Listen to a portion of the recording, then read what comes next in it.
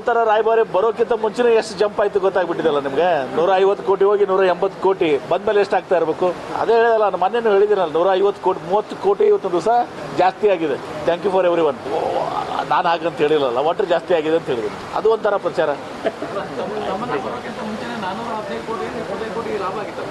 ಅದು ಆಗಿದೆಲ್ಲ, ಅದಕ್ಕೆ ಸಂಬಂಧ ನಾವೇನು ಹೇಳಿಲ್ಲಲ್ಲ ಅದನ್ನ. ನಾನು ಆ ಕಾಂಟ್ರವರ್ಸಿ ತರಕ್ಕೆ ಹೋಗಲ್ಲ. ಯಾವುದೇ ನಾವು ಕ್ರಮ ಕೈಗೊಳ್ಳಿ, ಇವತ್ತು ಇದನ್ನ ನಾವು FMCGದಲ್ಲಿ ನಾವು ನಂಬರ್ 1 ಇದ್ದೀವಿ. ಈಗ ಏನೇ ಇದು ಮಾಡಲಿ ಇದನ್ನ ನಾವು ಅವ್ರು ಕೂಡ ಪೈಪೋಟಿ ಮಾಡಲಿಕ್ಕೆ ನಾವು ಕಮರ್ಷಿಯಲ್ ಆಗಿ ನಾವು ಚಿಂತನೆ ಮಾಡಬೇಕಾಗ್ತದೆ. ಒಂದು ಕಡೆ ನಮ್ಮ ಏನು ಬರುವಂಥ ಹಣ ಏನಿದೆ ಅದು ಕರ್ನಾಟಕಕ್ಕೆ ಬರ್ತದೆ. ಎರಡನೇದು ನಮ್ಮ ಉದ್ಯೋಗಿಗಳಿಗೆ ಅನುಕೂಲ ಆಗ್ತದೆ. ಬ್ರ್ಯಾಂಡ್ ಅಂಬಾಸಿಡರ್ ಯಾರೇ ಇರಲಿ ಏನೇ ಇರಲಿ, ಅದು through out India PAN India ಸಲ ಕಮರ್ಷಿಯಲ್ ಇದಕ್ಕೆ ಮಾಡಿರ್ತದೆ. ಮುಂದೆ ನಾನು ಹೇಳಿದ್ದೀನಲ್ಲ, ಒಂದು ಹೆಜ್ಜೆ ಮುಂದೆ ಹೋಗಿ ಮುಂದೆ ನಾವು ಈಗ ಬ್ರಿಟಿಷ್ ಇವರು ಬಂದಿದ್ದು, ಅವರೆಲ್ಲ ಬೋಟಿಕ್ ಶಾಕ್ ಆಗ್ಬೇಕಂತಿದ್ರು. US UK ಎಲ್ಲ ಕಡೆನೂ ಇದು ಮಾಡ್ಮೇಲೆ ಮುಂದೆ ಒಂದು ದಿವಸ ಹಾಲಿವುಡ್ ಆಕ್ಟರ್ಸ್ನು ಕರ್ಕೊಂಡ್ಬರ್ಬೇಕಾಗ್ತದೆ.